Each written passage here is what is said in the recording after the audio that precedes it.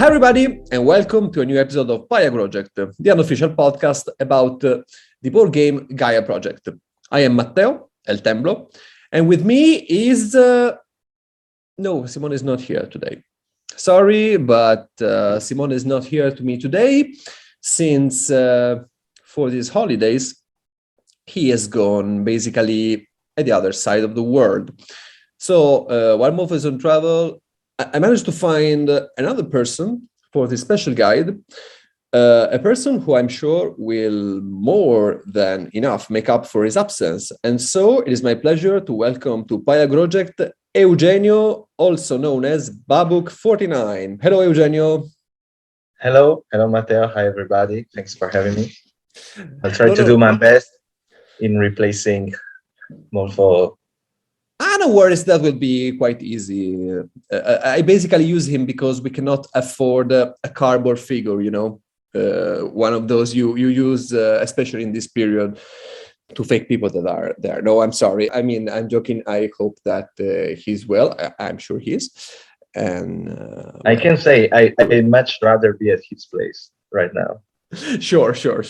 I don't want to, to tell what his exact location is. He will do himself, I suppose, next time. But just a quick hint, for as far as I know, he is often at the beach.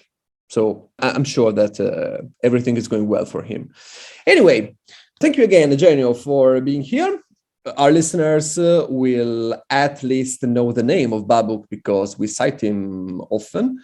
Generally, we cite him as sort of an opponent because he often discredits what we say in our podcast. Well, you tell me, but truth is that you often discredit what we say in our podcast by proving us wrong. And this is great because you never tell us you are wrong. You tell us, well, I don't think this is exactly as it is, and here's why. And then you provide proof of what you say, which is a big problem for us in general. But I'll take that as, the peak of constructive criticism. What we are going to do today is that basically neither me nor Simone, so his absence today is felt for sure, but wouldn't have made a difference because I am trying to cope for what is something that neither me nor him know, which is basically how to play Xenos. It's not exactly like that. It's that I have some good Xenos games under my belt.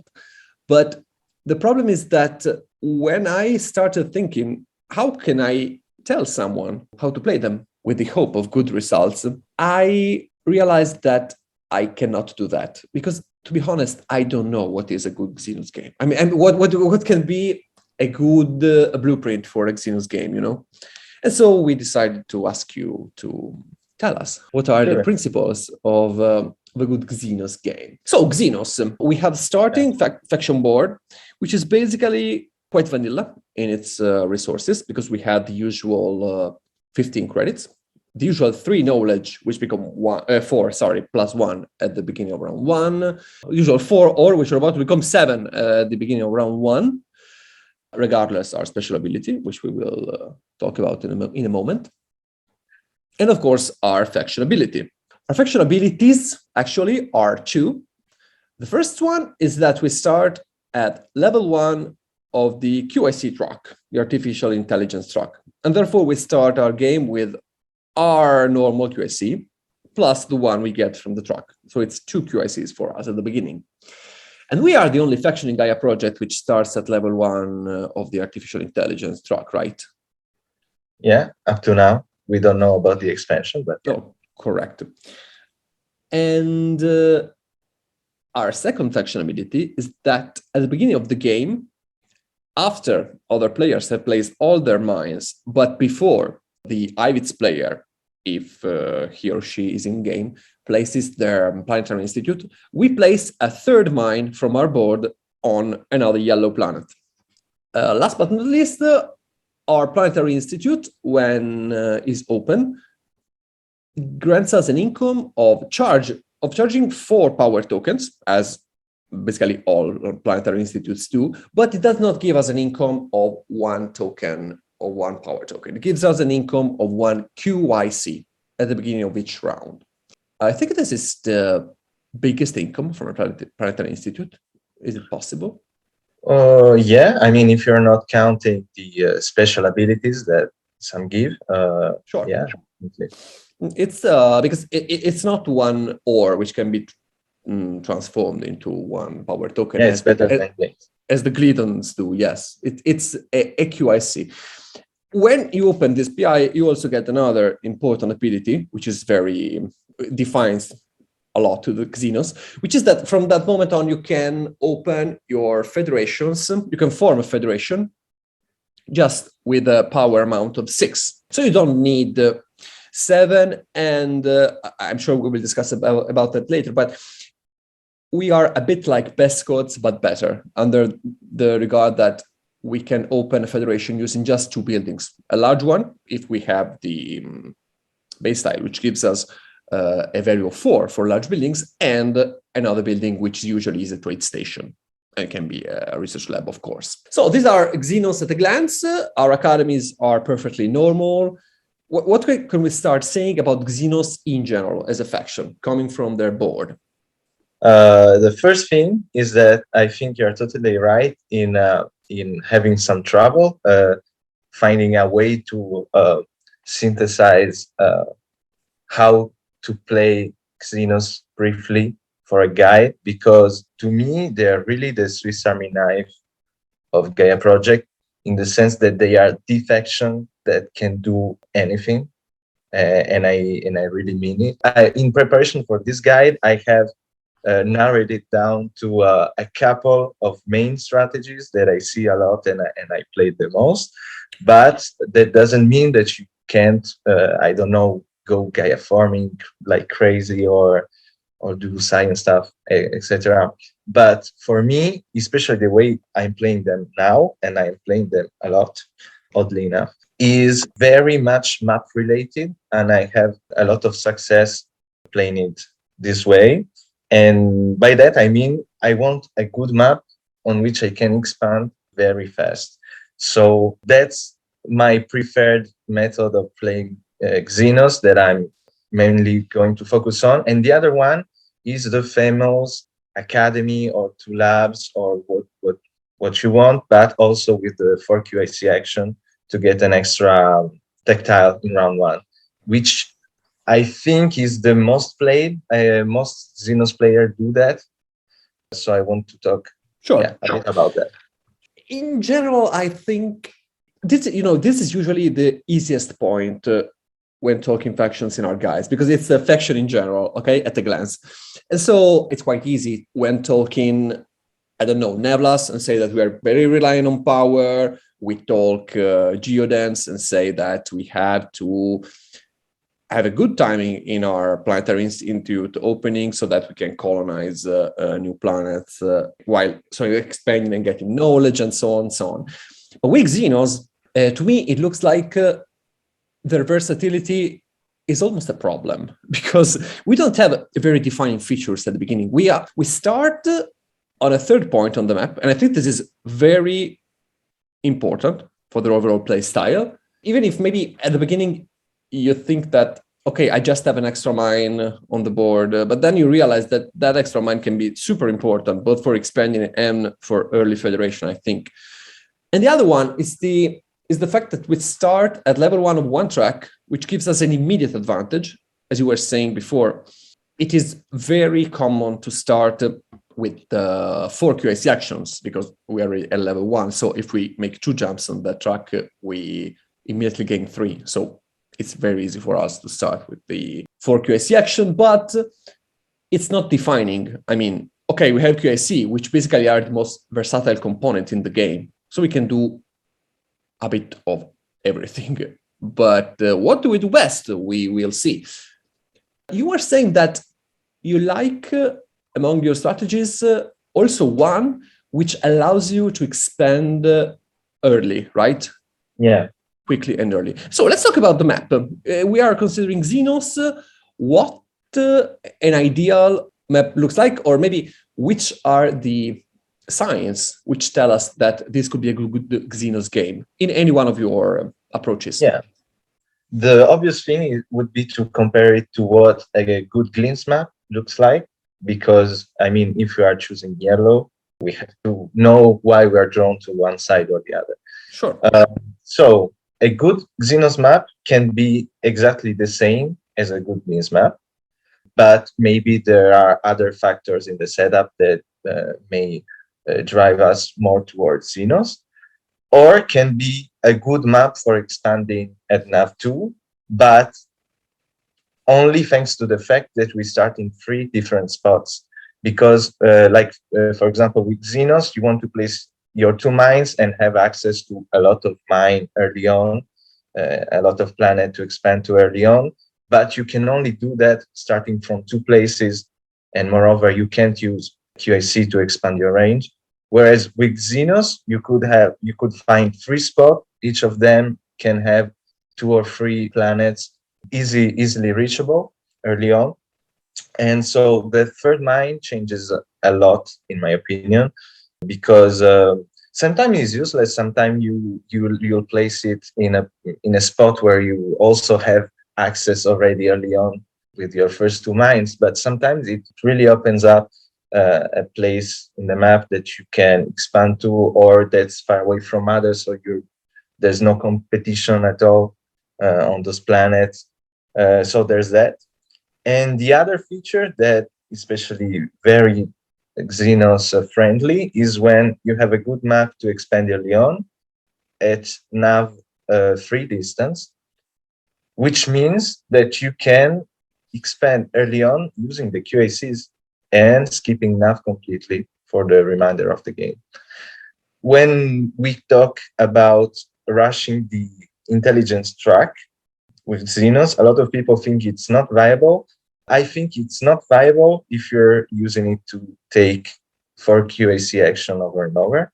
It's very viable if you're using it to expand and just skip nav completely because you're not interested in the track for the particular game. So there's many maps that can be a good Xenos map.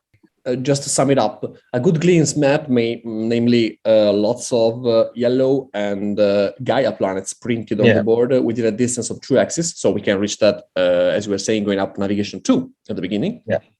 Or I think as many yellow planets as possible within a QIC reach, because we start with 2 already. In that case, we can forego navigation completely and grab as many as possible, of course.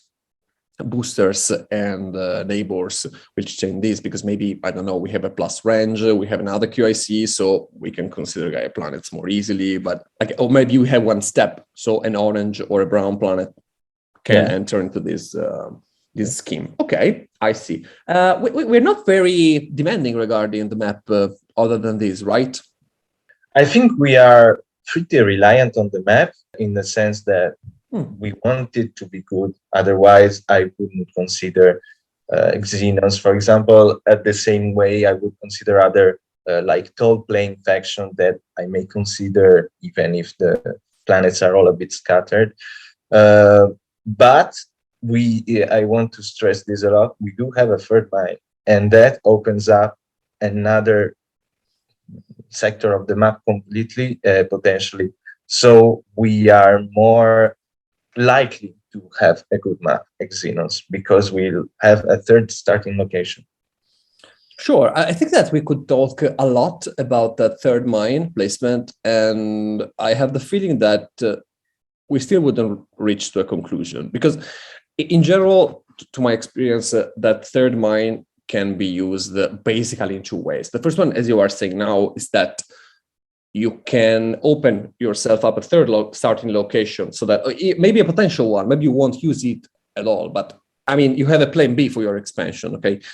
And this third mine can also be placed next to one of ours, just to aid us in early Federation forming, maybe as early as round 2, because we start with an advantage of 1 building.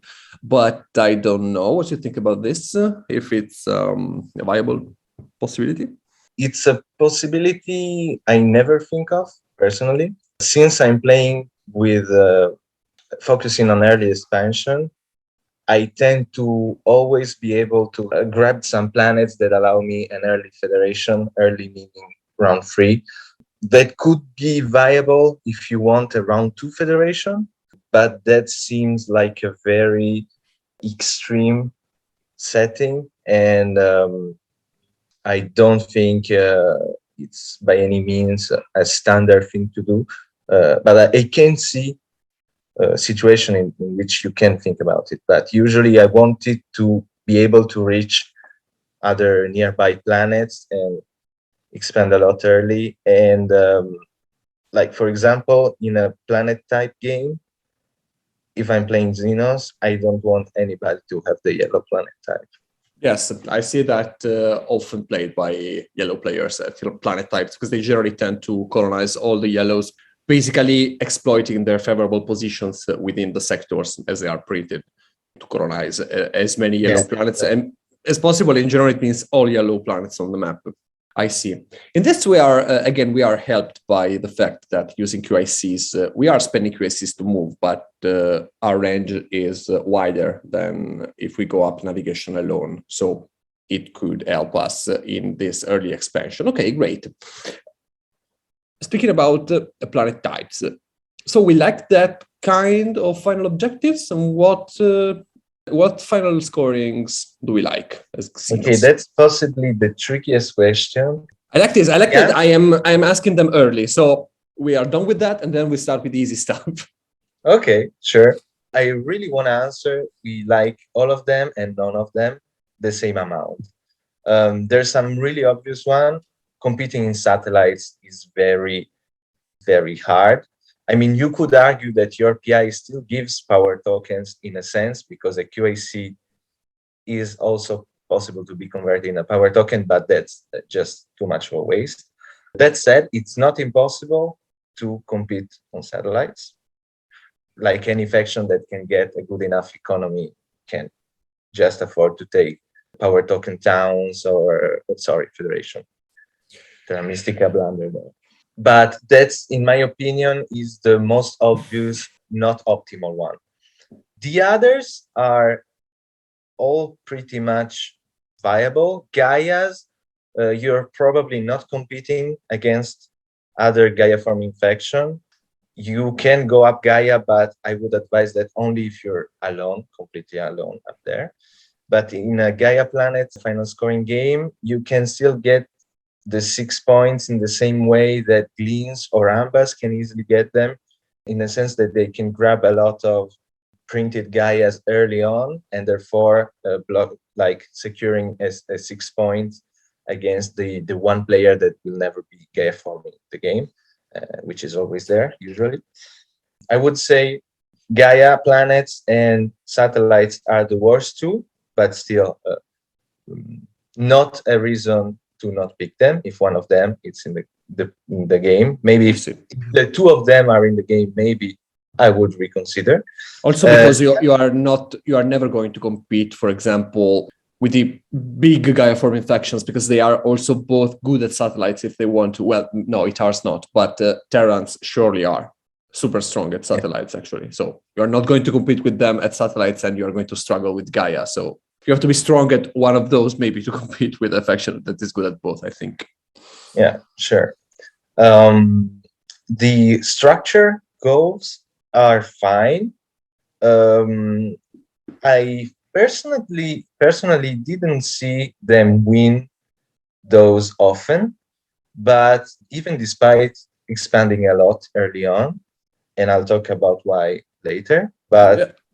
I've had the same experience, actually. Yeah.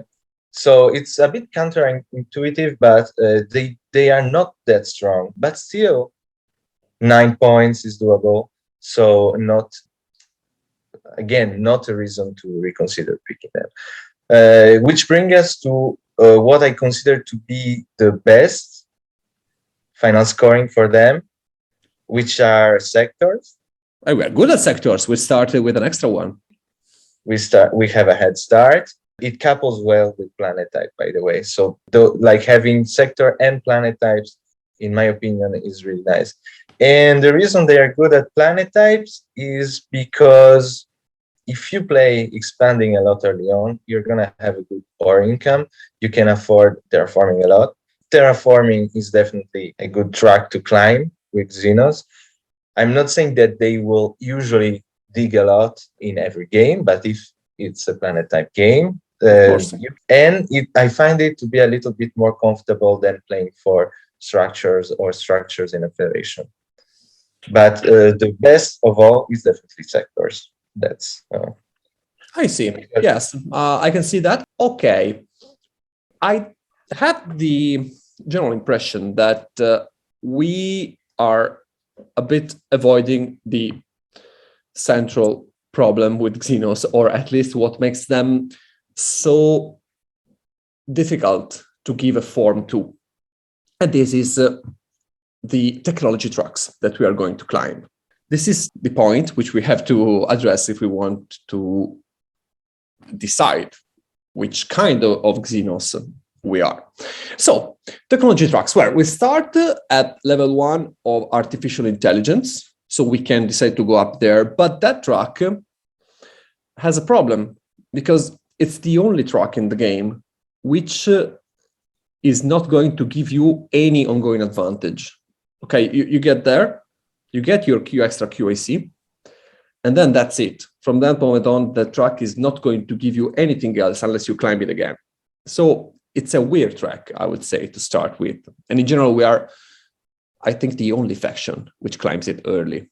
Well, no, maybe not the only, but for other factions, it's really situational. For us, I suppose it is as well, but we tend to climb it early much more than other factions do. And you have been citing also terraforming and navigation, but it's up to you. okay. First of all, about the artificial intelligence track, I think 99% of my Xenos game, I want to climb it on average as a second track or third track at the latest.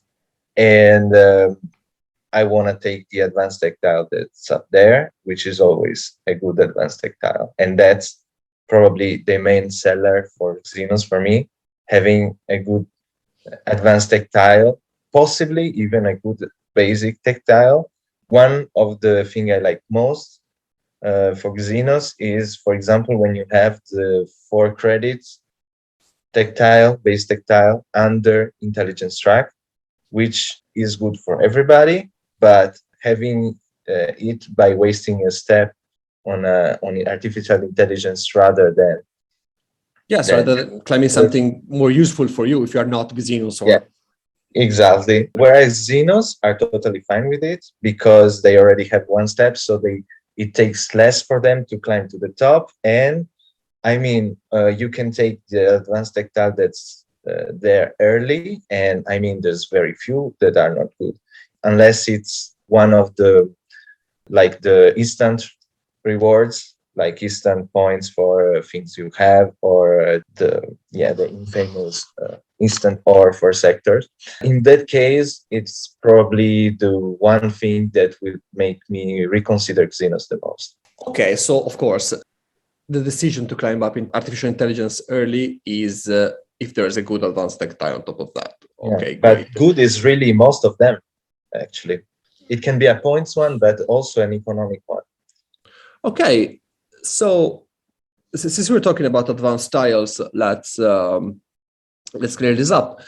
I think that also the income buttons, so to say, the special actions, advanced tiles on top of the intelligence track are good for us, aren't we? Yeah, in that case, we want to get that as soon as possible. So maybe that very early federation can help us. I don't know. Yeah.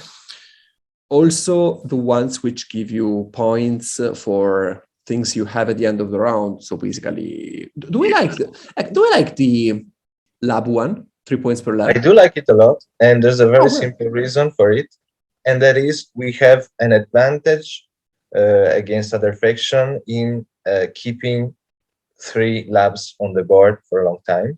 And that is that, first of all, we are climbing the intelligence track to get there. So that's, if anything, at least 2 more tactiles that we can get via QAC actions. Okay. So we don't need to build an academy to have another tactile, if that makes any sense. Usually when I take that Xenos, I build 3 labs for 3 economic tactiles, like 2 economic tactiles and say the OR and QAC one, just to cover it. And when I take the advanced one, it's via the for QAC action.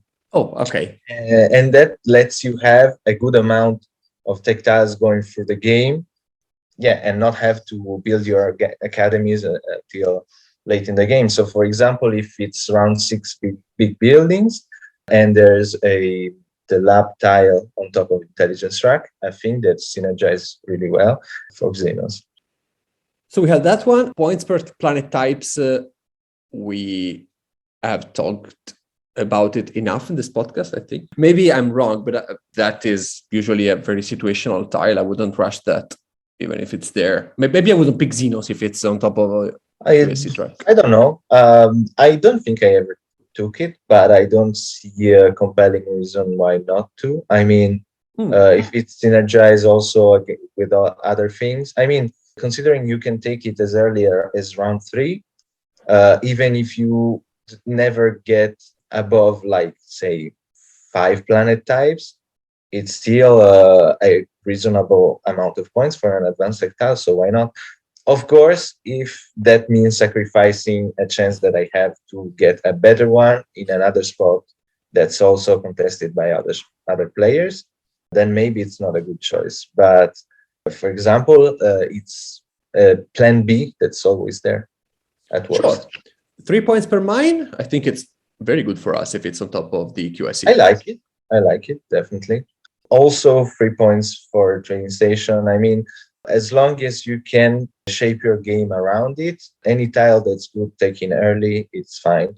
3 points per mine, it's nice. Of course, there's the problem that we are usually going to expand early on a lot. So yeah, you're going to miss some points from the mines, but it can usually be worth a lot of points. Again, you always have to look what it synergizes with. If there's another element in the setup that will give value to that tile. And that's important for the mine tile as well as the trading station tile.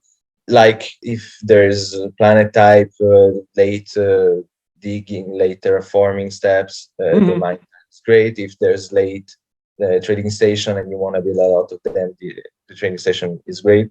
But the only ones that do not need to synergize with other things to be really good are the lab ones and the federation, the 3 points confederation. Before, I just wanted to ask you a question. So you don't envision a build-up start for Xenos, even if there's a tile like 3 points per mine on top of the intelligence track? I mean, getting a federation, maybe start with an academy. So jump up the track as soon as possible, get the tile as soon as possible with a federation, which is formed by around, say, 3 or even 2, if you really are into it, and then expand. You basically always advise expanding with Xenos? I do not always advise it. Okay. It is my preferred way of playing them in most situations. I have to say, most situations involve having Brown in the game, having other factions that want to take Gaia planets that I'm really keen on taking. So that also a thing that generally drives me towards early expansion. But first of all, I want to say early expansion doesn't mean in round 1. It could mean in round 2. If you can delay some planet grabbing to round 2, you're welcome to open with an academy and have your free tactiles and take even the 4QAC action, and then just build a lot of mines in round 2. Okay, so that can be... That still counts as early expansion. Sure. It just we have to make, if we really want to be precise, we should make a distinction between an opening and an early expansion. The two are often the same, but it's not necessarily the same. You're absolutely correct. Advanced tactiles, well, 2 points per mine. Do we like that? Well, I'd say why not? I mean, we like that just as much as anybody else. The same goes for 4 points per trade station, I suppose. Yeah, exactly. Or for sectors, okay. we said that it's a cookie you get here, you can have this, but we are having an advantage on sector make that tile a little bit better for us. Also, we are one of the factions which we always cite because we tend to form at least 4 federations per game. Well, in general, 4 federations per game. Okay. So I will have something to say. Great. I mean, we tend to have more federation tokens to spend to get advanced tiles and to top tracks. So a cookie advanced tile, such as the 1 ore per sector, is more viable for us because we're not giving up anything. I mean, we're not taking that super important tile on top of, I don't know, terraforming, because I don't have the federation token. But maybe I have 1 more spare which I can flip to get that tile, and so why not? No, I think that what is really good for us, but feel free to say that I'm wrong, is the one of the 3 income buttons on top of the intelligence track, because I want to return to the 3-point per fed, but we are not getting any competition at all for that if we want that income tile. And those can be really huge, actually, if you take them very early. I totally agree. Definitely, in some way, I put them in the same group of, in general, advanced tile I want to take early. And in that case, you're mostly never really having a great competition if it's on the artificial intelligence track, because again, not many factions can really afford to go up there very early and not completely screw up their economy. But yeah, regarding the economic button, I do love them. My personal tier list for that is 3K in the bottom, then 3 ore, and then the 5 coins and QAC, because I mean, if you get 1 QAC per round via your planetary institute, and on top of that you have a QAC button, you have, well, already a QAC action every round. You also basically don't need navigation at all at that point. That's also the other. And we also tend to have, if we start by expanding, as you were saying earlier, we tend to have more ore than credits. And so exactly. That button solves everything. Yes. Okay. So it looks to me that we are not particularly picky when it comes to advanced tiles. But regarding the 3-point per fed and the 5 points per fed, okay, is a very good one if we can get that and score. But as we always say, it often comes down to getting 10 points, unless you really have 0 competition on a track. But the 3-point per fed on top of the QIC, I think, is super strong for us. It's one of the best scoring mechanisms for Xenos, but regarding advanced tiles. But we are afraid of Ivits at that point, because also Baltax can climb the artificial intelligence track, but they will go up Gaia forming first, so it's harder for them to get a tile before us. But Ivits are really scary in my experience when it comes to competing for and if the 3-point per fed is on top of that track, they will try to get that for sure. Yeah, I'm not sure they will, or even they should start directly by going up there without even taking some step on, I don't know, economy, for example. It can definitely happen. What you can do, what happens very often in that case, I think, is that if you're really committed to in taking that tile and shoot up very quickly on the intelligence track, and you want to beat Ivits at all costs, you are often gonna end up giving up some kind of economic advantage, and it will end up not be that worth it. I've seen this happen many times. So yeah, Ivits can be a problem if the tile is on top of the QAC track. In general, I think that the game is not over if, as Xenos, you are not taking the tile on the intelligence track. It's more of an extra option you have. Okay, sure. No, but that can be, I mean, an indicator if Xenos are a good pick for this game. And paradoxically, I think that an economic button is way better for us than the 3-point perfect on top of the intelligence track because of this very reason. In Genesis, I tend to find myself getting the tile from the top of the intelligence track basically during round 3. Sorry, it's not difficult for them because you can start with a science opening, for example, and then skyrocket up the intelligence track very easily. In general, round 3 is a good target. It's a good round to build your PI in, to have your first fed, and to take an advanced tile in the same round, which is, in my opinion, a very good round to have an economic tech tile. For round 4 is still viable. Round 3 is very good. Usually, round 2 is broken.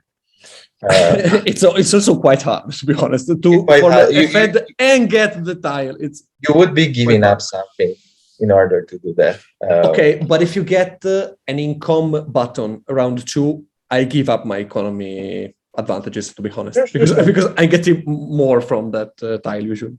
That's definitely true. It's definitely doable. That may be an argument towards placing your third mine in order to facilitate a federation. That's a necessity. The thing you are giving up in, I was talking about, is more about map presence usually. But yeah, I totally agree with you on economic buttons.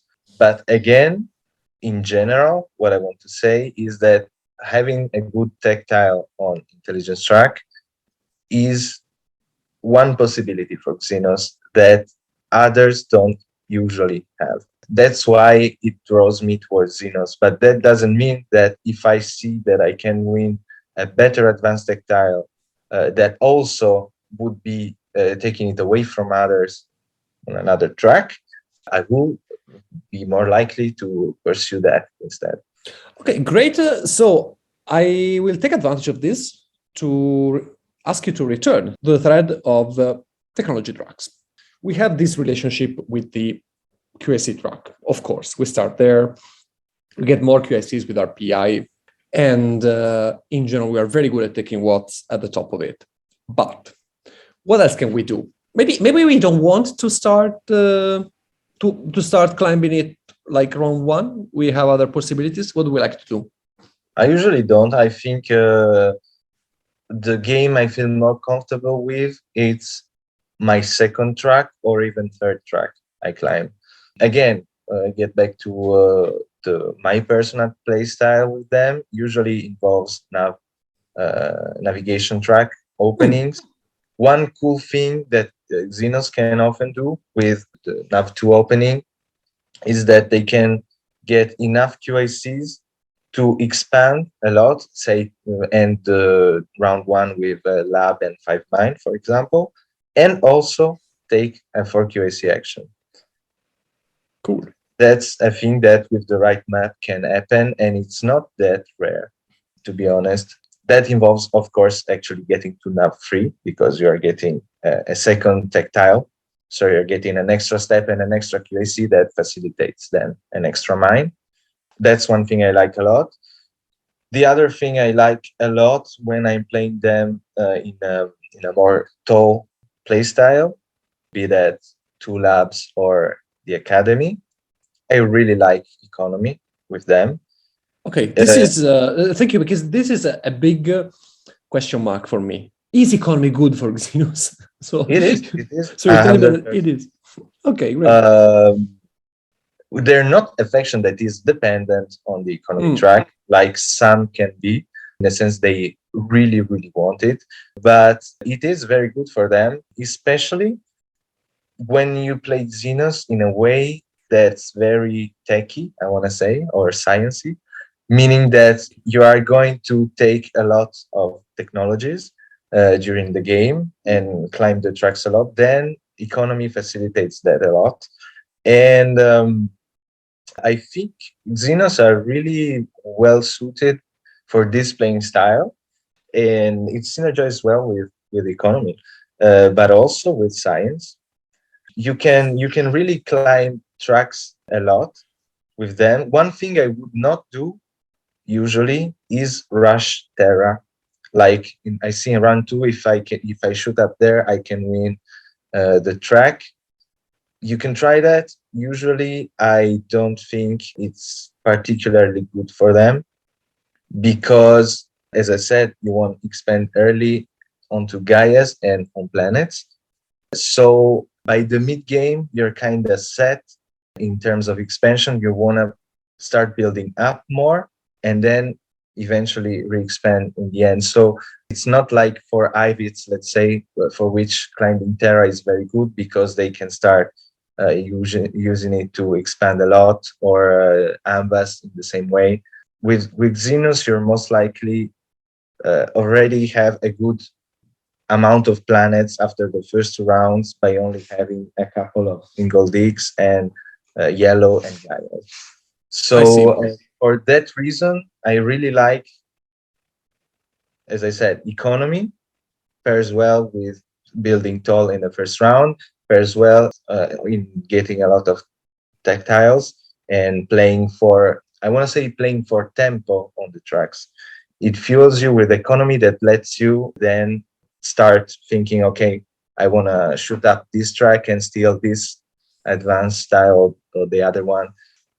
And science has a similar effect to that. I like it a little less than economy, but it pairs well, for example, with one thing we didn't talk about, but having the 2 points per research step on top of intelligence track. Oh, that's because Simone is not here, because he would have asked about that tile like as first one, because he loves that.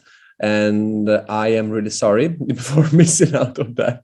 But yes, of course, if we have that tile, sure, we will gladly climb science, I think, hoping to get the top of the track, of course.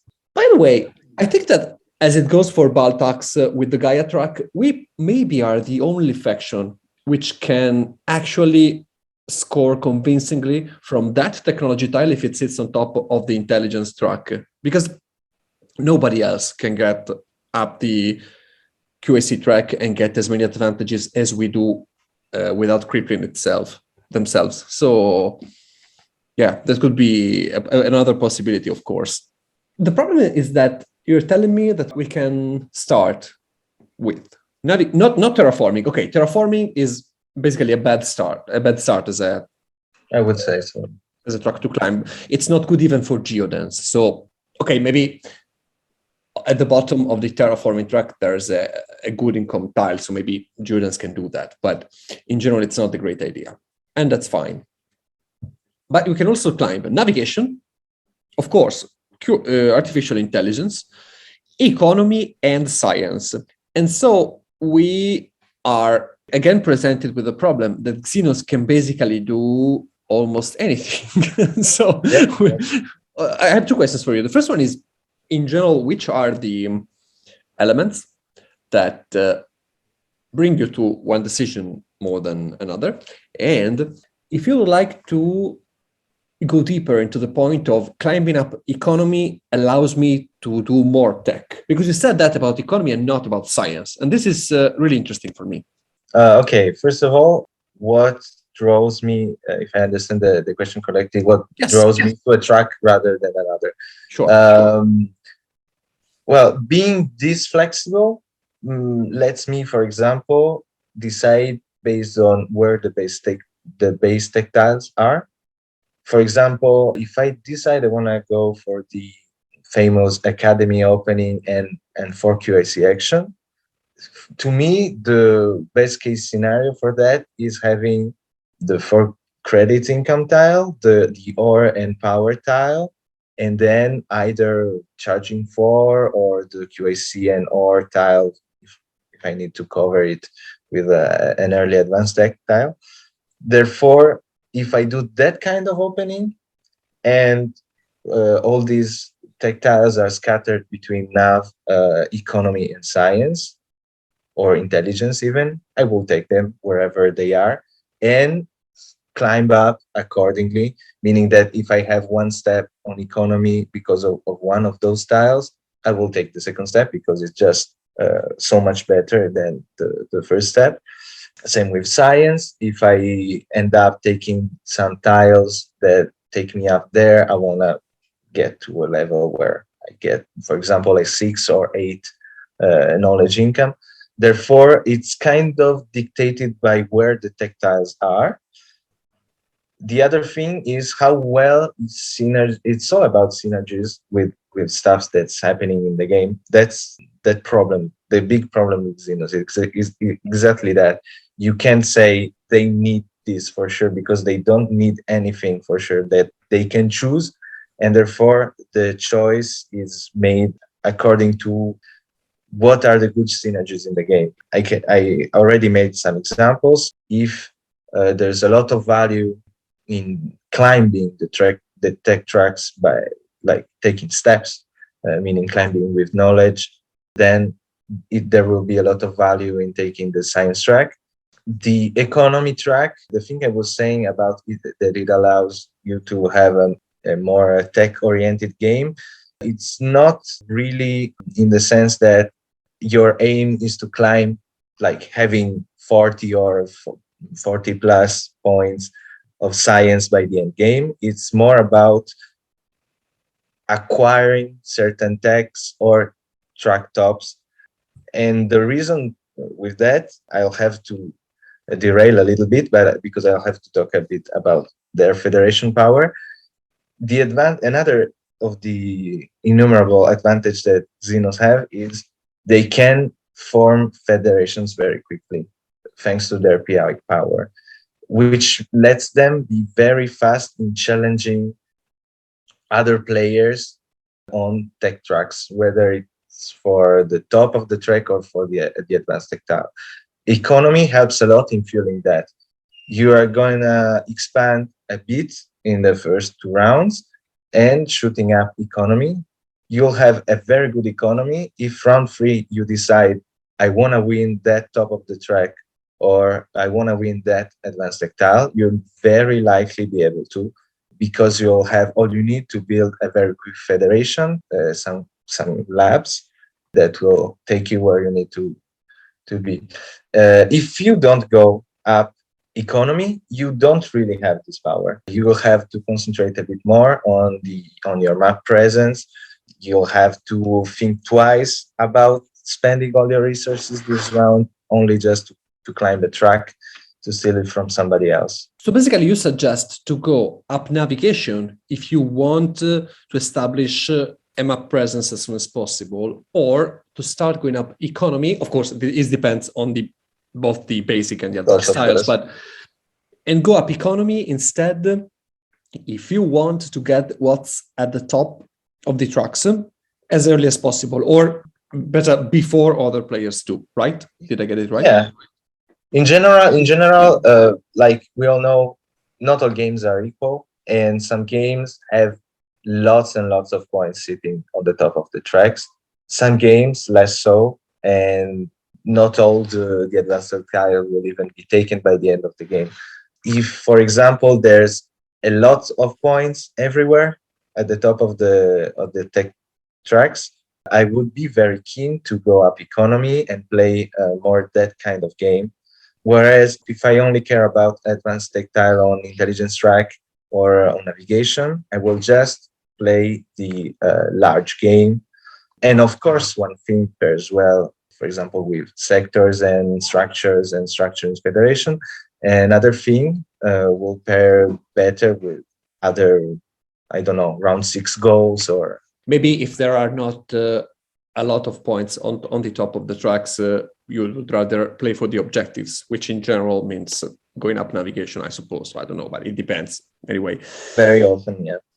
The last thing I want to ask you about the tech tracks, and then we will discuss better that federation forming aspect, which is, I think, very important, is the Gaia forming track.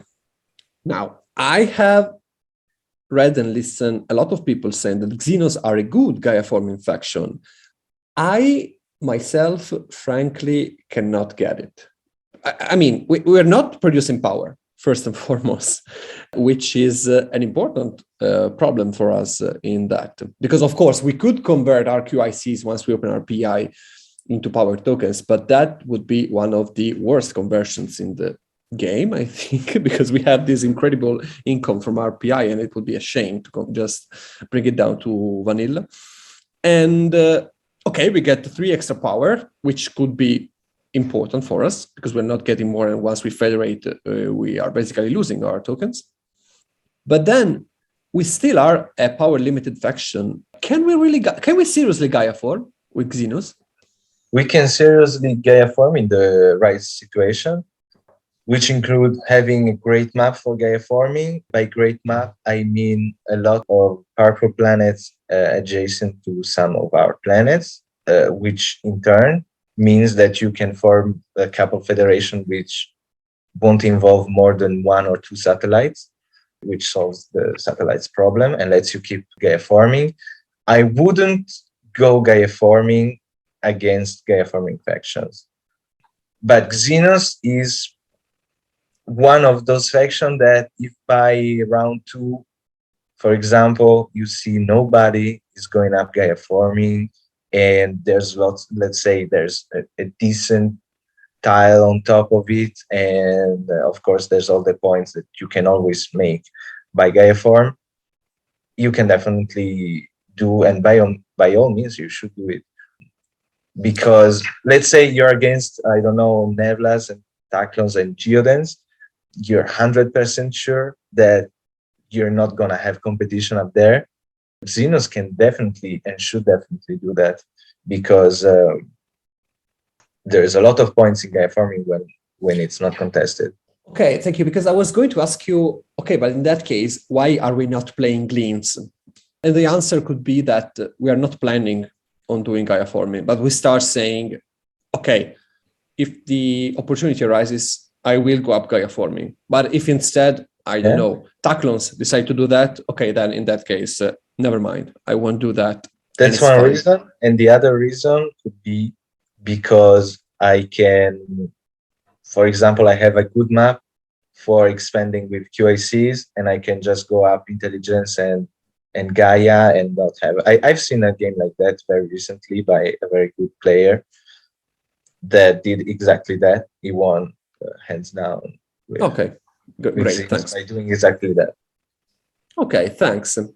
Now, tell me if you prefer to talk about the relationship of Xenos and basic tactiles, because we already cited some of them, and it would be another piece in the picture. Or if you'd rather talk to us about the federation forming ability of the Xenos, whichever one you prefer. I think we can get by the first of the 2 topics very briefly by saying that they like any of the good ones. The problem is defining the good ones. They don't need any, like, I mean, it's not like there's any very obvious thing, like for power faction, obviously charging 4 is very good, or I don't know. I mean, of course, they like a lot the 4 credits, that's for sure. And okay, who doesn't, basically? Anyway. Who doesn't? But especially, actually, especially the faction that expand a lot, so they have good ore production. They obviously like that a lot. They obviously like the 1 knowledge and 1 credit as soon as it gets them to a 4 steady income.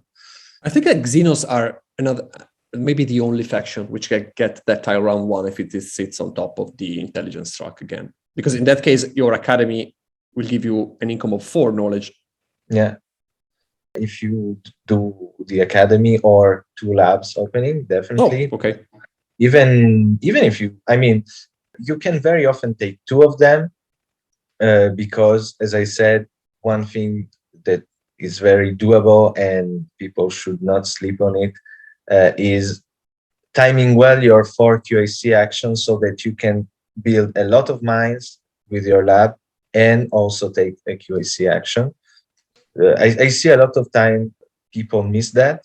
Like they think, no, I rather take that Gaia right now, but actually you can take the 4 QAC action and take a tile that lets you go up intelligence or nav, and then you have your QAC back and you can finish that. So that's a very obvious thing. But if you're one of those games where you are taking 2, you really have no problem. you just take the one that are in the spots where you want them, because having two of them is usually, I mean, if you have the 4 power and the knowledge and credit, That's perfect. I think you don't need much else. the credits and the knowledge and credits, you'll find a way to find what you miss by power action or stuff. So we basically like them all. Okay, 1K, 1C. We like it if we open, especially if we open to labs or the Knowledge Academy. 4 credits, always good, I think. Charge 4, always good. Yes, it's not bad for us. I mean, it's good. It's good. For me, Charge 4, it's not one of my favorites, but I see it usually as I can't take the 4 credits because it's in a spot, in an inconvenient spot. I'll take the 4 charge. And correct.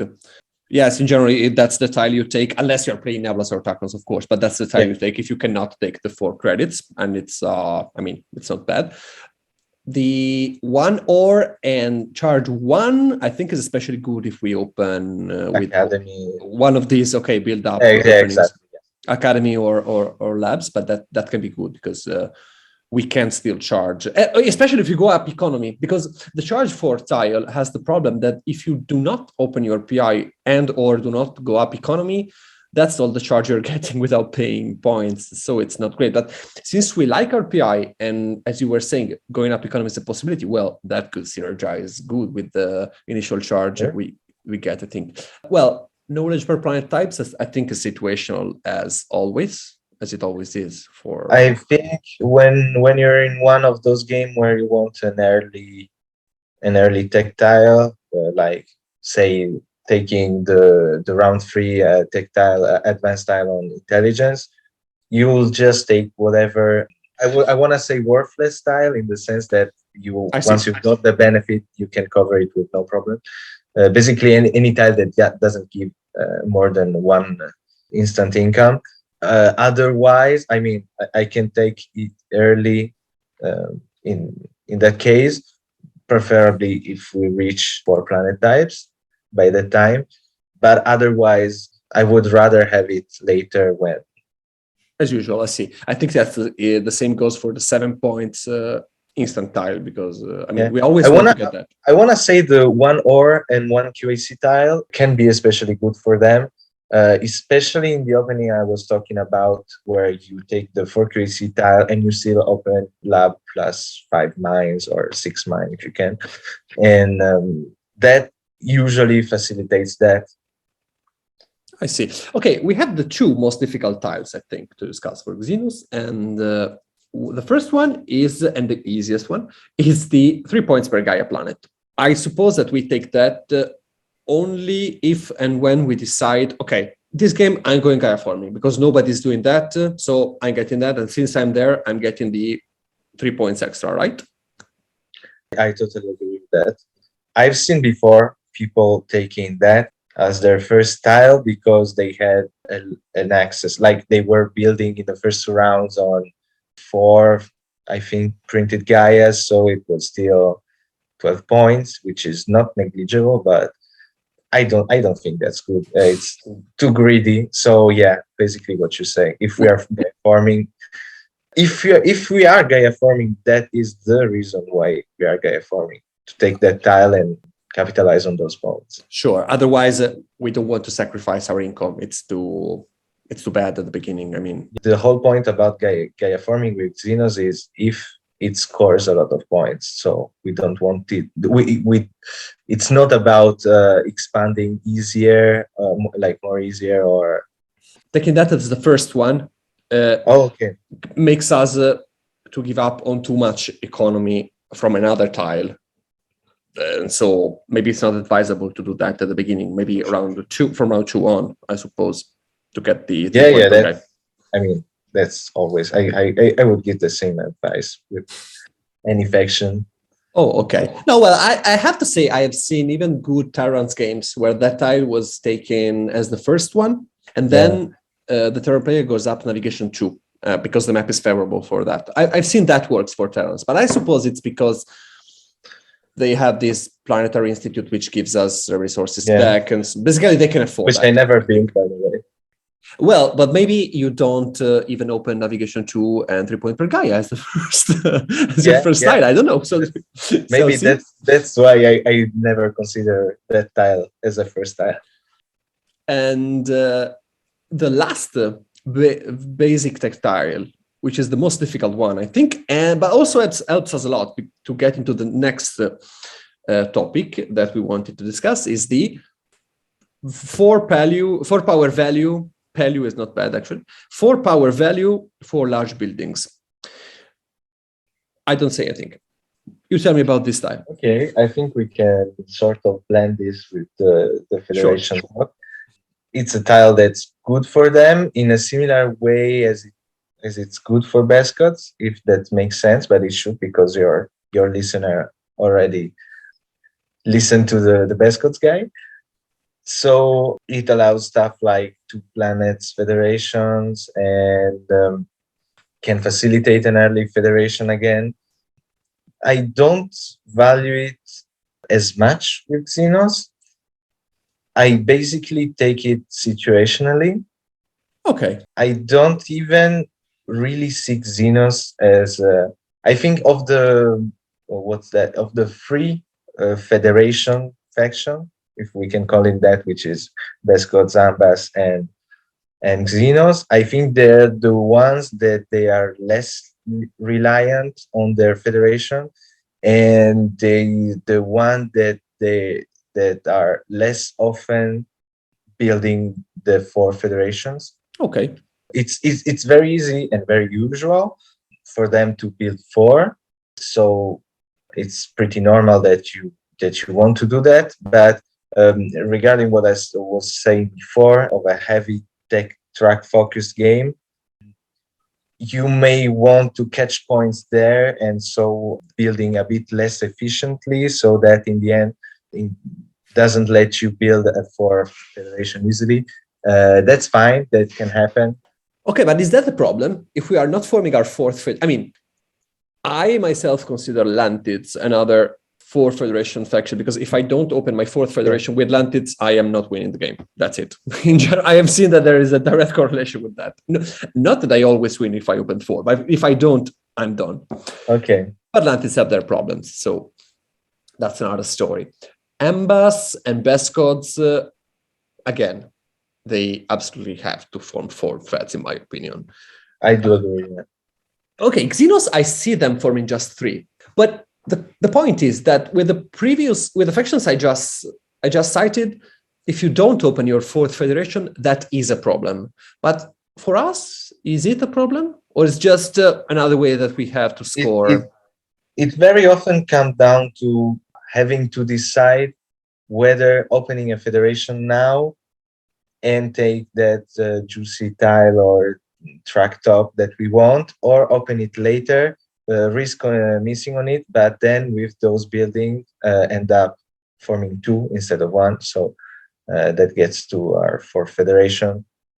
The potential that Xenos have for climbing tracks usually drives me towards the former. Better have a federation now than later. I see. And I see their PI ability more like something that facilitates quicker federation forming rather than something that allows more federation forming. Okay, this is very interesting. So maybe like 3 feds in 1 round. I don't know, I'm exaggerating. Yeah, for example, 3 feds in round 4, it's doable with them. That said, we have all the tools to build a 4 federation, and most games we are doing it because it's very valuable to do so.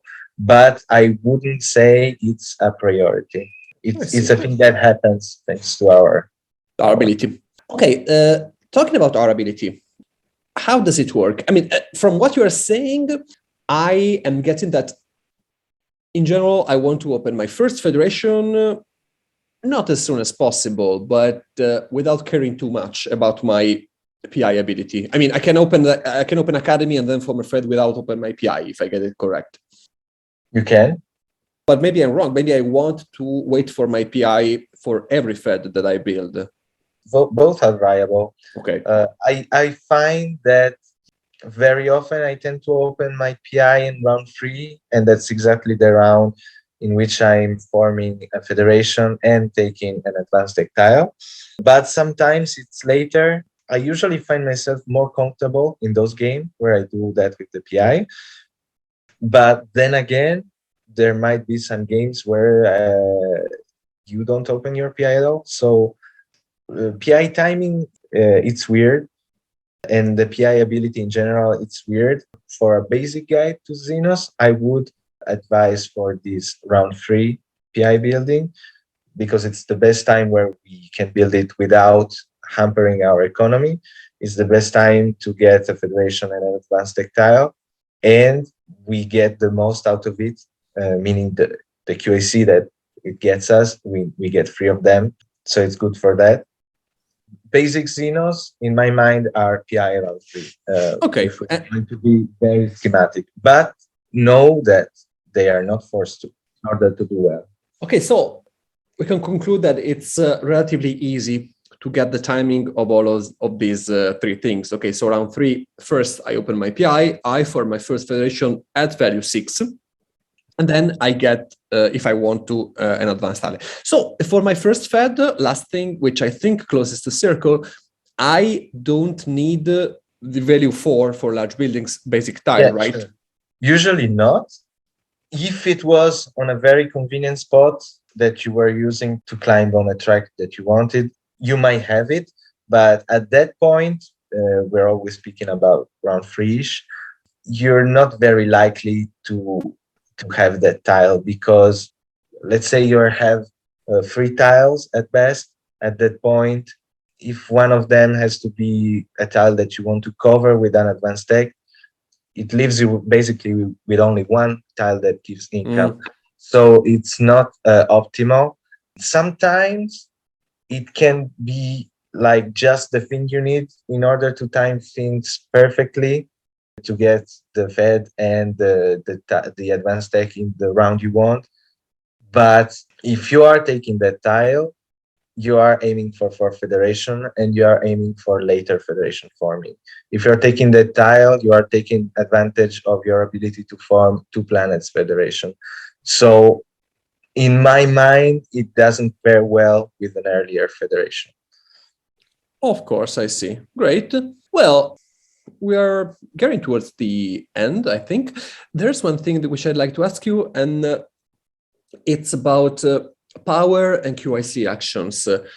Regarding power, I don't think that there's anything super special we should say about Xenos, which is just grab the ones that will help you in that very moment when you have access to them.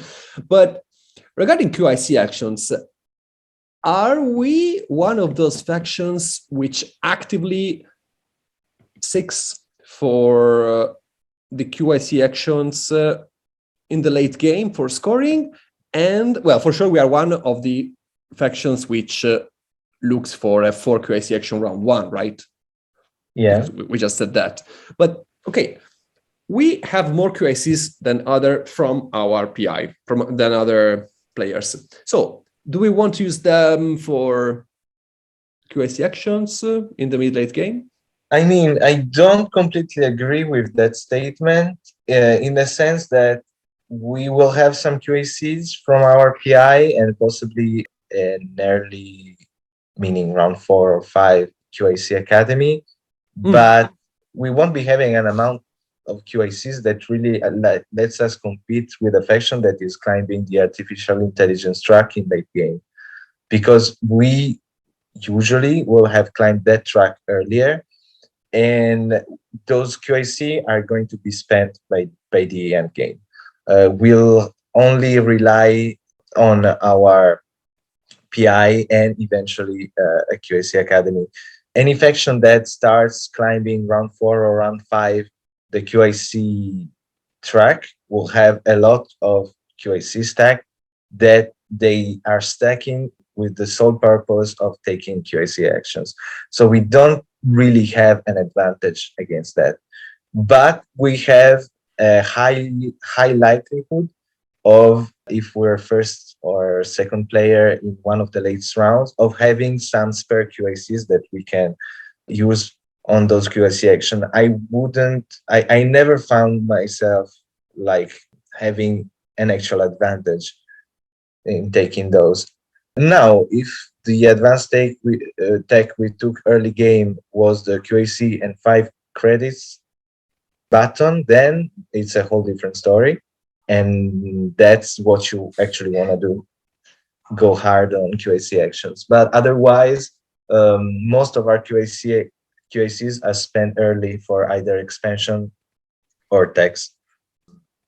Like they can take 2 or 3 at best QAC actions, but very unlikely for them to really capitalize on that. How often do we want the 4 QIC action, especially in the early game? I think 1 is fine. The eventuality in which we are taking the more of them is when there's, in my mind at least, is when there's the points per lab tile on top of, say, intelligence tracks, the one we want. In the case, we might even want to take 2 of them, which in turn lets us have 5 techs in total. 1 of them will be covered by the advanced tech tile. And that sets our tech game for a while so we can sit on those labs. Otherwise, 1 is fine. Usually, less than 1 is unlikely, unless we are playing the no-nav game. In that case, all our QACs are going towards expansion. Okay, thank you. So we have our economy set. We should have an extra income tile at the beginning of the game, as we were saying, just due to the 4 QAC action, as we just said. What kind of round scorings do we like in order to transform our resources into points now that we have an economy? Well, yeah, I don't think there's any things that particularly stand out for Xenos. There are some things that we can take advantage of, but again, as I said earlier, it's all about synergies. We might like late terraforming steps if we have a planet-type game, for example. One thing I don't particularly like is late feds, but at the same time, if we only made our early fed and we took the one advanced tile that we wanted and we are set for the whole game, like it's already giving it enough for us, then I can see late fed being very good for the simple fact that we can form 3. Definitely not worth it to wait forming a fed for the whole game just to form 4 feds or well, I mean, Xenos are one of those factions that can aim for 5, but if you're going up economy, maybe it's viable. I mean, you have to shape your game around that just to score 25 points. Correct. Agree. Possibly not worth it. Maybe we are I think we are one of the best factions if the Federation forming bonus comes in the mid game. We mentioned that round 3 is good for almost everybody if they make an effort, but round 4 is very good for us because we can very easily do 2 federations, and sometimes we can do 3. Round 5, we can definitely do 3 round 5, and okay, that's not true for many factions. You're right in saying that. One thing I like for them is late big buildings. If we're talking about that lab advanced tile game, that's a thing that synergizes really well. Because we want to open RPI as early as, I mean, we don't want to open that much later than round 3 because we're not getting the QIC income otherwise and the ability to federate. Yeah, of course. Yeah, I like big buildings late if I'm in a game where I want to sit on labs a lot. No, that's clear. Other than that, I can tell you we really dislike the obvious one, late Gaias, if we are not Gaia forming. If there's less Gaias in the game, we are not Gaia forming, I think, because there will be specialized actions which grind us. That's very, very likely.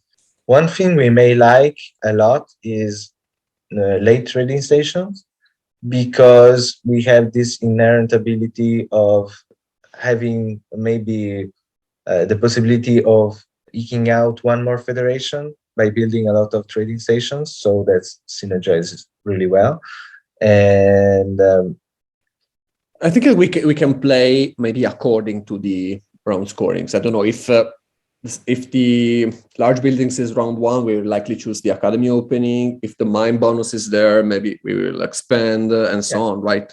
I get a bit like this. I don't know. In general, yes. I would be very careful about the academy opening, though, in the sense that it's not just the 5 points that makes me want to do it, is being sure that I can easily expand later on, like in round 2, for example. And especially, we have to be careful about the printed Gaias. We can leverage them for a very good and quick expansion, but printed Gaias are very contested. And if I can choose between opening with 5 mines, but securing the Gaias and opening with an academy, I'm likely to forego the 5 points in order to secure that map. The problem with taking Gaia's round 1 is that you are not getting the 4 QIC action because you're spending your QICs for you can, depending on what booster tile you get, but we're speaking about that later, you can get 2 of them and the 4 QIC action. And I mean, sometimes it's all that it takes. You take 2 printed Gaia and that opens up 2 more yellow planets at NAV2, for example. Okay, of course, it's navigation is required. Well, then, okay, so we said mid-late trade stations. Last round, large buildings if we are opening the laboratories. If we are playing with our laboratories open. Yeah. Early game, maybe. Early game, I like mines. I like mines, yes. Gaias. One thing about Gaias I haven't mentioned is I don't think it's ever good to spend 2 QACs to take a Gaia planet. Okay, thanks a lot. This is something which I never figured out with Xenos. So if we are taking a Gaia, we are going there through our navigation and not spending one of our QICs, right? Yeah. If you're spending QACs to get to yellow planets or like one step planets, yeah, exactly. That's fine. And that's, I mean, 2 QAC for a Gaia, it's almost never worth it. If that extra QAC is worth an extra mine, it's better to use it for an extra mine.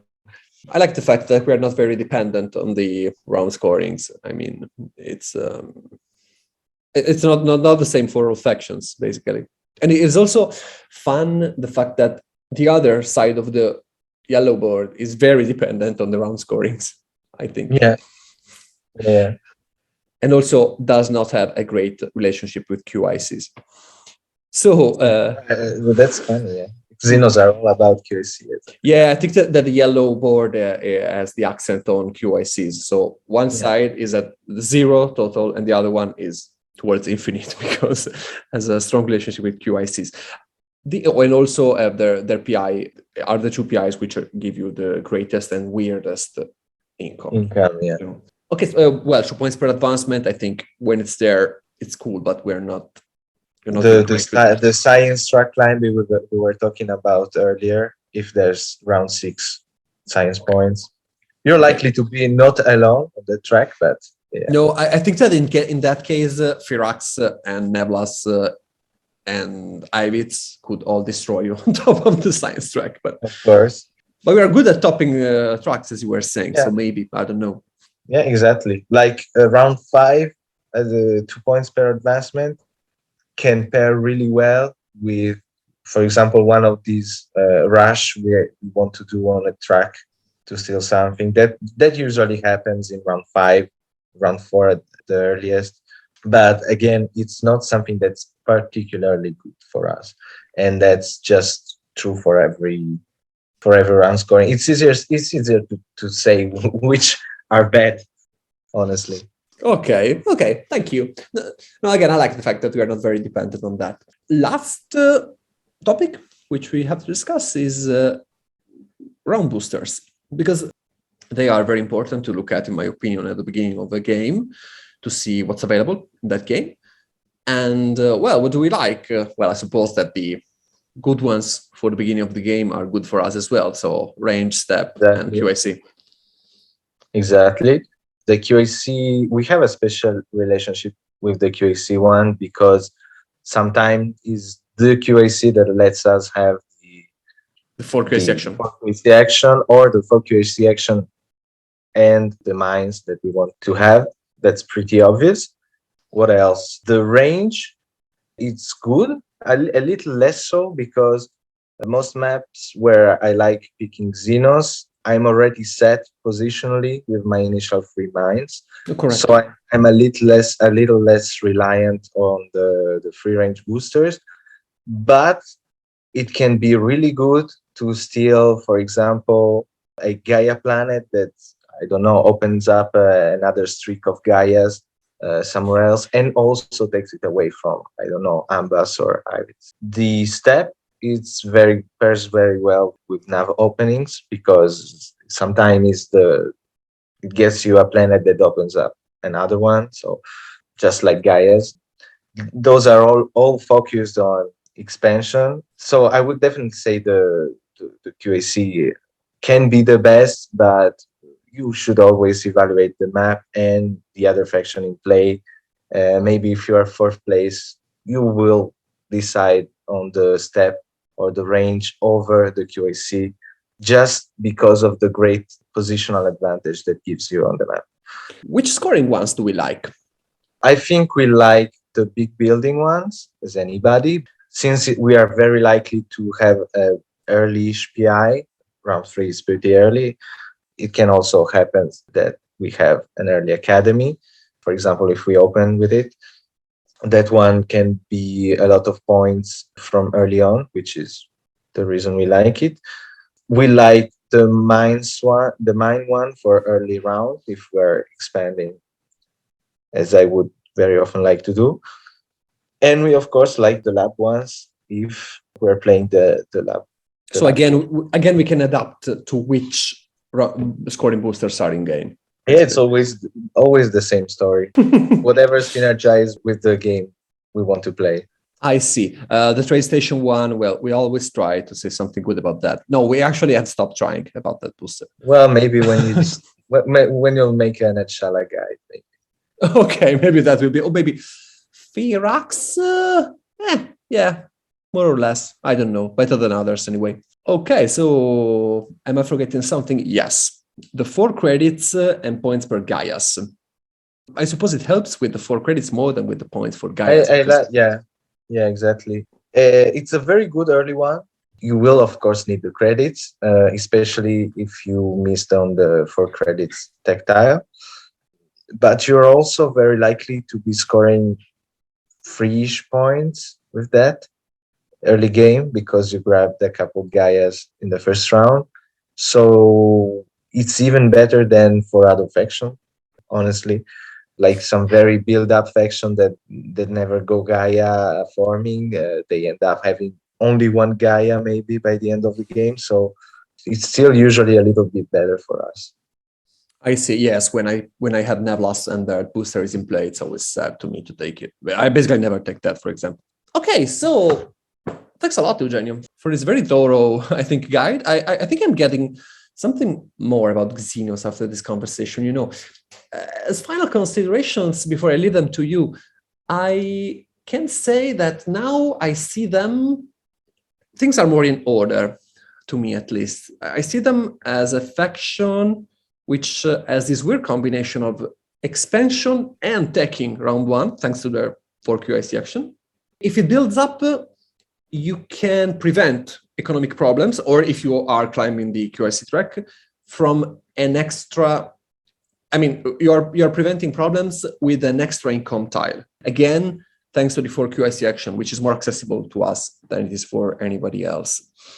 And in general, it's more tactical than strategical. I don't see playing Xenos. That's a very good definition. Yeah. Sitting at the table and say, okay, I am doing this, then this one, and this. I want absolutely, okay, there can be one thing that I absolutely want to do. But I don't know, in general, it's more like adapting to the situation that guiding it. And this is why they are so difficult to pin, possibly. Yeah, possibly, yeah. I have to admit that a lot of times I pick Xenos because it checks everything on the list. There's something good on intelligence track. There's a very good map for yellow, but it's more like I'll pick them and figure it out later. That also works for Taclons, if you're interested in that. That's yeah, I agree. Definitely. That basically works. Taclons are basically good with anything. There's also the fact that Xenos can afford to change things while the game has started, while other factions absolutely cannot. For example, I am not flexible at all with free rocks. If I start going up economy, I have to go up economy, and that's it, because otherwise I don't have enough resources for. Yeah, I did enough game with Firax recently. No, yeah, they're very rigid. It's a very hard game to play. Whereas Xenos, any of these paths that we cited are definitely viable and comfortable to play with. Okay, so one final call out for Xenos and for our listeners. Final advice. Let's hypothesize that one starts to listen to this episode now. What is the only and unmissable advice that you would give to her or him? If there's a good map for yellow, pick Xenos. Pick Glitz! No, I agree! Go, Glitz, go! That was a fun lapsus, but yeah, there's a fun map for yellow, pick Xenos, and have fun with them, because they will surprise you with what they can do. Don't be afraid about needing some very specific things in the setup to play Xenos. That was makes them stand out to me. I want to live with this very open advice that doesn't mean much, but that's how I feel about it. The thing that doesn't mean much is perfectly in line with this whole show. Don't worry, that's fine. Okay. Maybe I would like to follow you, and maybe the advice we can give to experienced players is do not be afraid if you start a game with Xenos and have no idea what you're going to do, say, round 5. Because once you are a bit experienced with this game, you tend to plan very in advance. But maybe with Xenos, it's not necessary and not even a good thing to do. Maybe it's better to be open to possibilities, right? I definitely agree with that. And maybe one last thing I want to say for those of us who play without auction, Xenos are a first pick faction. This is something. One of the few, but yeah. So we are not afraid of anyone in general. Yeah. Well, if we have a good map, again, with Xenos, it's more we want a lot of good things in the setups, but we'll be aiming for one. We don't necessarily need to have that fantastic tile on the intelligence track. We need there to be some good things scattered all around, and then figure out a way to grab them. And good yellow map, Xenos can be a first pick, definitely. Okay, great closing. Thank you. Now, Eugenio, before we say hello to you, there's one final thing I would like to discuss with you, because at the beginning of this episode, I have not said a lot about you. For those who don't know, Eugenio has started streaming Gaia project games on Twitch. I think you have been using both Board Gamer Space and Board Game Arena for those, right? Yeah, it's mostly Board Game Arena, but yeah. And we had a streaming together, by the way.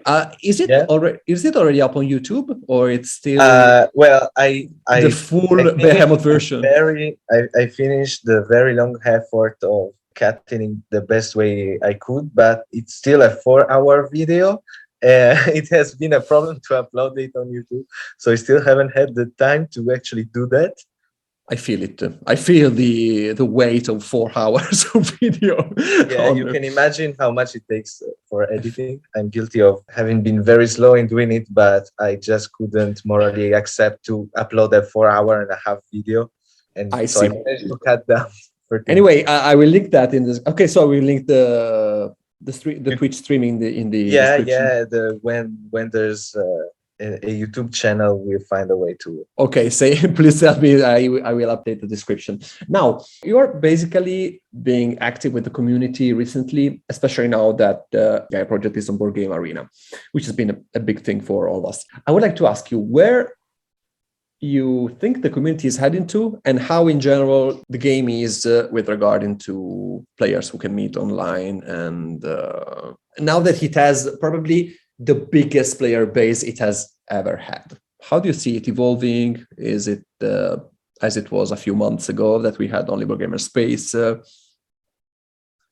I'm definitely happy about its implementation on Board Game Arena, since that's the online board game platform, like the one that has the most game, the biggest community, and that's especially good for live games, with which both on the Board Gamer Space and the official app are not that easy to find.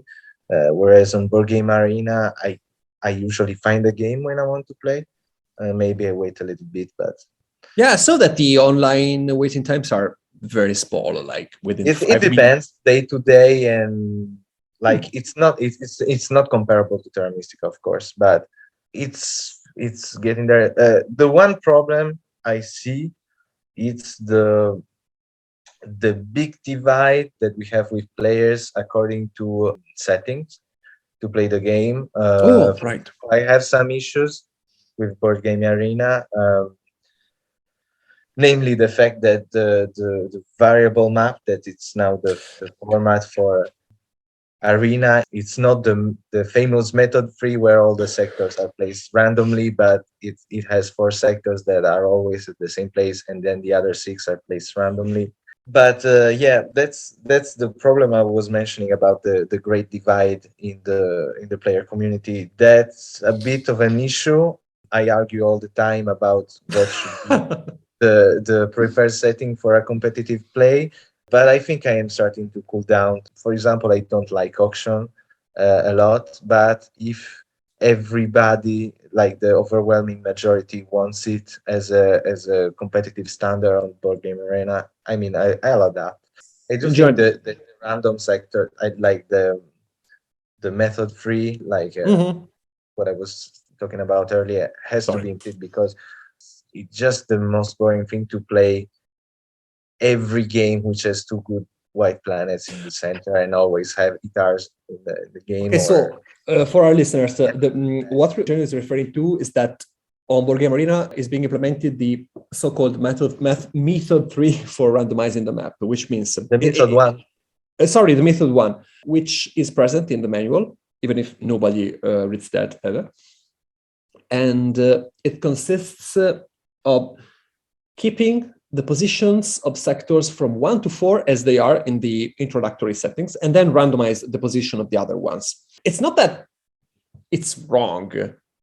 It was even meant as a possibility in the original game, so it's fine. The problem is that, as you were saying, after 10 plays, you start to get bored of the games themselves, because there's much less variability in the map. So you advise for method 3, which is basically put them wherever you want. What every other online implementation exactly. What every player, I mean, the sole fact that nobody even remembered that line on the rule book means a lot to me. But I'm trying to spread the word out. Others already did before me, but I'm afraid that a lot of players like me at first didn't realize that's how the maps work.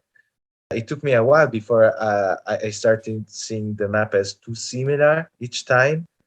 And then I discovered this, and someone already had filed a suggestion on Board Game Arena. So yeah, my worry is that most players are not actually aware of that, so they won't be pushing much to have that implemented. Well, they will do after some plays, I think, because sooner or later you realize that things are getting a bit too static, and at some point, or maybe we'll listen to this episode and we'll say, that's it. So, okay. Yeah, the weird thing is that they decided for that setting, as you were saying, notwithstanding other online implementation, it's, I mean, the standard, I suppose. I understand it comes all from the rule book, but even having the map that they have you play for the first time on the rule book, you have that option, as well as the already pre-selected factions, like the trial game. I don't see a reason to have that on Board Game Arena. I mean, I understand it's for newer player, but I disagree on this. I think it's a good idea to have that as an option. No, I would like to see that more, actually. To be honest, now I would like to play one of those introductory games. That would be super. Even if I think that... because I joined games, not noticing that was the option. And, I see. I don't know. Okay. I'm afraid that Terrans win 99% of the time between expert players on that with the setting, because they are the only Gaia formers. Yeah, it's not a great map for Terrans. It's correct. a fun game. It's a fun game to play, but that could be an idea to play Xenos, for example, if you're listening to this guide, because they are one of the 4 introductory factions. So why not? Okay, thank you. So yeah, at the moment, the hotness is basically Board Game Arena. Of course, it's being implemented. It's all new. It's all new. We have to wait for it to improve a little bit. Exactly.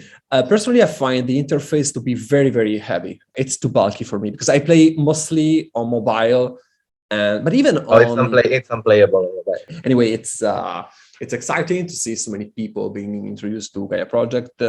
I think that the more opportunities to play, also ways of playing, including variants, even the random one, even if I don't like it, is a good game. Of course, we should look for a competitive standard sooner or later so that we can agree on what is the true form. The hot topic right now, even though there's still some bug or some improvements on the UI that maybe have priority on that, but then of course there's always the problem that from what I understand, that it's not paid developers. It's a big work for them and they're not earning much for it, at least. So from what I understand, it's also wrong to be too demanding of them. But I think as much as I love Board Gamer Space, which is up to date the best platform to play Gaia on, hands down, when the possibility to have weird variants and stuff, I'm afraid that Board Game Arena, at least for live gaming, just has the biggest pool of people that... I wouldn't fear that. Board Game Arena starts with a very large player base, and that's fine. The game on Board Game Arena is very beautiful. The problem I have is that I like to play not in real time because it suits better with my schedule. Not well suited for synchronous. That I would suggest anyone, if they are interested in turn-based games, if they don't know it yet, to go take a look at Board Gamer Space. Sure, we link that in the description of every one of our episodes. Everybody knows. I don't think everybody on BGA. I've seen some players that are even good players, that are Terra Mystica regulars, for example, that play on BGA that never went through. No, it's still a niche, but we always signal that. Okay, so thank you a lot. Thanks a lot, Eugenio. Thanks to everyone who has been listening to this episode. I remind you to, if you like our podcast and this episode, to push the like button, but especially to subscribe to our podcast on Podbean, on Spotify, Google Podcasts, whatever you want. And since we talked about that, let's play a prank on Eugenio. Let's all subscribe to his YouTube and Twitch channel. So there's no YouTube yet. I'm sorry. Really but I'm putting this there because sooner or later we'll open it, and so I will. I'm getting ahead of this. But let's also subscribe to his Twitch so that we can see how bad a player he is, and we can tell him directly during the game itself. Thanks a lot again, Eugenio, for helping us with the Xenos. Thank you for having me. You're welcome. Again, Happy New Year to everyone, and to you in particular, and hear you on the next episode of Paya Project. Bye.